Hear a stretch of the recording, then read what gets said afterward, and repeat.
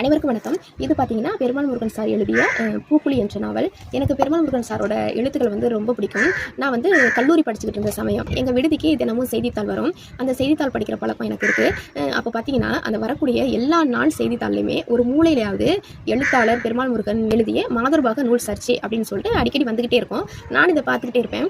என்னடா எப்போ பார்த்தாலும் மாதர்பாக நூல் சர்ச்சைன்னு வந்துக்கிட்டே இருக்கே, அப்போ நம்ம கண்டிப்பாக அந்த புத்தகத்தை வாங்கி படிக்கணும்னு அடுத்த புத்தக கண்காட்சியிலேயே நான் வாங்கி படித்த நூல் தான் மாதர்பாகன். அந்த நூல் பார்த்தீங்கன்னா குழந்தை இல்லாதவங்களை இந்த சமூகம் எப்படி நடத்துது, எப்படி பார்க்குது, எப்படி சங்கடப்படுத்துது, மன உளைச்சலுக்கு ஆளாக்குது அப்படின்றத ரொம்ப உணர்வுபூர்வமாக தெரிவிச்சிருப்பாரு. அதில் பார்த்தீங்கன்னா ஒரு சடங்கு முறையை குறிப்பிட்டிருப்பாரு. அதனால தான் அந்த நூல் வந்து பெரிய சர்ச்சைக்கு ஆளானது.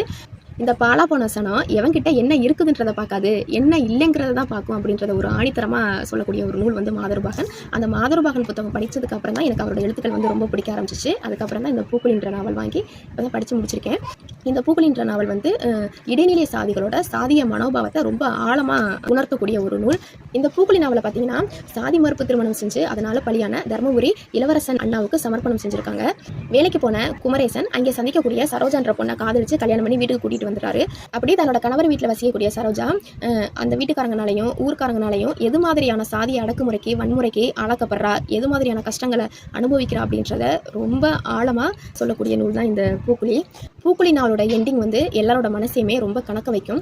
இது வந்து சினிமா கிடையாது. நம்ம நினைக்கிற எண்டிங்கை வந்து பதிவு பண்ணுறதுக்கு நம்ம சமூகத்தில் எது மாதிரியான சூழல் நிலவுது, எது மாதிரியான சமூகத்தில் நம்ம இப்போ வாழ்ந்துகிட்டு இருக்கோம் அப்படின்றத நம்ம வந்து உண்மையான முறையில் தான் நம்ம நூலில் வைக்கணும். இன்னுமே நாம சாதிய வன்மம் கொண்ட ஒரு சமூகத்தில் தான் வாழ்ந்துட்டு இருக்கோம் அப்படின்றது நம்ம தினமும் செய்தித்தாளில் படிக்கும் போதே நமக்கு தெரியுது.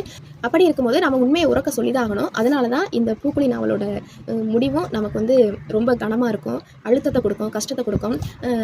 இந்த புத்தகம் வந்து படிக்கிறவங்க யாரும் இரவில் வந்து முடிவு பகுதியை வந்து படிக்காதீங்க. நான் இந்த புத்தகம் வந்து படித்து முடிக்கிறப்ப ஒரு இரவு 11 மணி இருக்கும். படித்து முடிச்சதுக்கப்புறம் அந்த முடிவை விட்டு என்னால் வெளியில் வரவே முடியலை. ரொம்ப கஷ்டமாக இருந்துச்சு, அழுத்தமாக இருந்துச்சு, ரொம்ப தாக்கத்தை ஏற்படுத்திடுச்சு. என்னால் இந்த புத்தகத்தை விட்டு வெளியில் வரவே முடியலை. அதுக்கப்புறம் ரொம்ப கஷ்டப்பட்டு லேட்டாக தான் தூங்கினேன். அப்படி தூங்கினாலுமே என்னோட சிந்தனைகள் எல்லாமே இந்த பூக்குழி நாவலோட முடிவில் தான் இருந்தனால எனக்கு வந்து அந்த கனவுலையும் இந்த பூக்குழி நாவல் தான் வந்துக்கிட்டே இருந்தது. சரோஜாவும் குமரேசன் மாற்றி மாற்றி கனவுல வந்துக்கிட்டே இருந்தாங்க. அந்த குமரேசனோட சைக்கிள் சத்தம் சரோஜா காதில் விழுந்துச்சோ இல்லையோ என்னோட காதில் கேட்டுக்கிட்டே இருந்தது. அன்னைக்கு நைட்டு மட்டும் கிடையாது, அதுக்கப்புறம் ஒரு வாரமாகவே எனக்கு அந்த குமரேசனோட சைக்கிள் சத்தத்துலேருந்து நான் வெளியே வரவே கிடையாது. அந்த மாதிரியான ஒரு தாக்கத்தை ஏற்படுத்திய நூல் தான் இந்த பூக்குழி. அதுக்கப்புறம் இப்போ வந்து அவரோட எழுத்து பிடிச்சி போயிட்டு பூனாச்சின்ற நாவல் வாங்கி நான் இப்போ படிச்சுட்டு இருக்கேன். நன்றி.